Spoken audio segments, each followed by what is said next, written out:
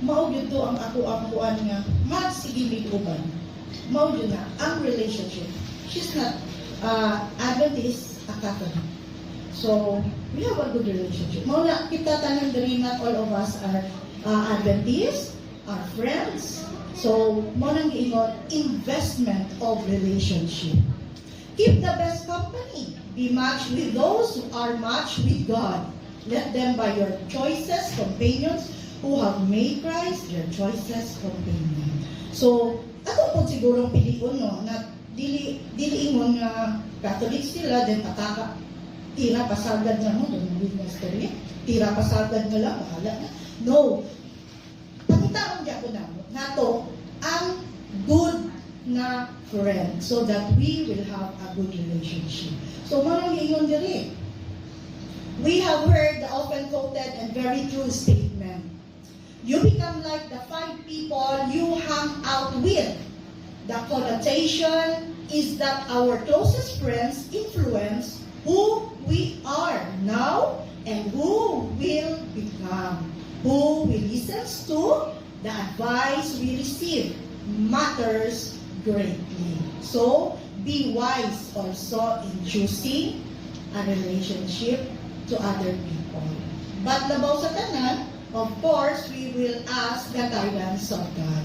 Then the third is the investment of church. Siguro, akong ibutang dari money. So, mag-promote na po ito sa inyo ha, that you will invest your money in Dorcas. Why? Why man? Adi na lang mumutubag, kaya wala mga premyo. Dorcas, nga mo Dorcas, I will promote the Department of Moms and Dorcas. Why? Kaya nga no, di na manggod sa in the Dorcas Department, di na ang mga tabang na makuha nato, no? Sa other people, sama sa katong sa Digos, sa unang na mga uso pa kay itong earthquake, dito ta magkuha og mga palit sa bugas and everything sa Dorcas. So, please have your offering in the Dorcas department. Do not wait na later na lang kung mag-help if naanagyod na at that instant. No. Kasi pag mag-inana man ang atong thinking, imbes mo hatag ta sa ginagmay, mahimo na siyang 1,000, but in that moment, dili ka kahatag, mahimo lang 100. So, di ba? Invest your money in the church. Hello, Sir Willie. Long time no see, eh? Ayaw mo kalimot, ha?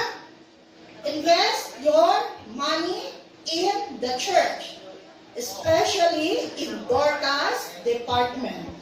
And, syempre, naghandong man ka, church, na ato ang sarili, you have also to invest.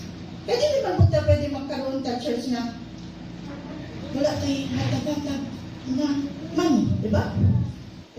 It's reality.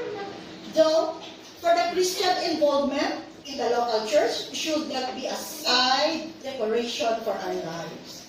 A local church should be a focal point in our lives. And God has given the local church as a primary means of grace to strengthen our spiritual growth, give accountability, and to provide Christ-centered relationship. So, here.